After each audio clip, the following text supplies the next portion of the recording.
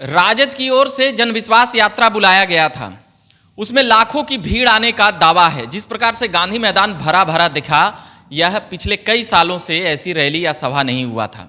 यह याद दिला रहा था नरेंद्र मोदी के 2013 क्या जो लोकसभा था उसका जिस प्रकार से भीड़ आया था, यह उससे तुलना किया जा रहा है कई जगहों पर, मगर अलग अलग तुलना करना कितना उचित है या नहीं है ये बातें हैं। मगर जिस प्रकार से राजद के तरफ से ये सभा को बुलाया गया था, मगर समर्थन वाम दलों से भी मिला, कांग्रेस से भी मिला और यहां तक कि उत्तर प्रदेश के पूर्व मुख्यमंत्री अखिलेश यादव भी नजर आए। साथ ही धमाकेदार भाषण में भाजपा सहित एनडीए पर कई तल्ख बातें भी करते हुए नजर आए, चाहे वह राहुल गांधी हो। लालू प्रसाद यादव ने मजाकिया अंदाज में कई बातें की और यह बताने और संदेश देने का प्रयास किया कि इस बार मोदी जी लोकसभा हार रहे हैं। बाकी यह मैं लोगों पर छोड़ता हूं, वह भी जवाब देंगे कि क्या बिहार में सचमुच एनडीए हाशिए पर है। तो आप लोग कमेंट बॉक्स में सजे हुए शब्दों में जवाब दे सकते हैं। मगर जिस प्रकार से सभी विधायकों का लगभग यहाँ पर 80 विधायक और कुछ संख्या घटी है, 5 संख्या राजद का और एमएलसी सहित राज्यसभा सांसद अगर जोड़ेंगे तो लगभग ये संख्या 100 जाती है। और साथ ही सभी विधायकों को यह टास्क मिला था कि इतने इतने संख्या लाना है, एमएलसी को उससे थोड़ा कम मिला था, मगर कुल मिलाकर 3 से 4 लाख लाने की संख्या थी, उतना नहीं पहुंचा। मगर यह कहा जा सकता है कि जिस प्रकार से उनके समर्थक सड़कों पर, आज पूरा पटना जाम था, इसमें कोई शक नहीं था कि राजद की ओर से जो लोग बुलाने का दावा किया गया था उसमें उनका सफलता दिखता हुआ नजर आया।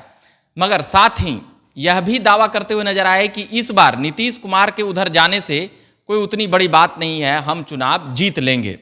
तो यह उनका अपना एक दावा है, मगर वोट प्रतिशत जब जोड़िएगा तो कुछ और मिलता हुआ नजर आता है। अभी ऐसे ही बिहार में चल रहा है, जैसे उपेंद्र कुशवाहा और चिराग पासवान, कल ही नरेंद्र मोदी बिहार आए थे तो उनके मंच पर औरंगाबाद में जब वह योजनाओं का उद्घाटन कर रहे थे तो ये दोनों नेता नहीं दिखे थे। तो अब नहीं दिखे तो यह शक संदेह भी किया जा रहा है, क्या उसको जोड़कर भी सीटों को लेकर, जो 40 सीटें हैं उसको लेकर बताया जा रहा था रैली और सभा को संबोधित करते हुए। बाकी वाम दलों से उनके शीर्ष नेता सीपीआई एमएल सीपीआई के नेता भी दिखे। सपा प्रमुख ने तो पूरी तरह से दावा कर दिया कि यूपी और बिहार के अगर सीटों को अगर जोड़ देंगे 120 सीटों पर, अगर भाजपा को नहीं जीतने देंगे तो एनडीए अल्पमत में आ जाएगी, यह उनका दावा था।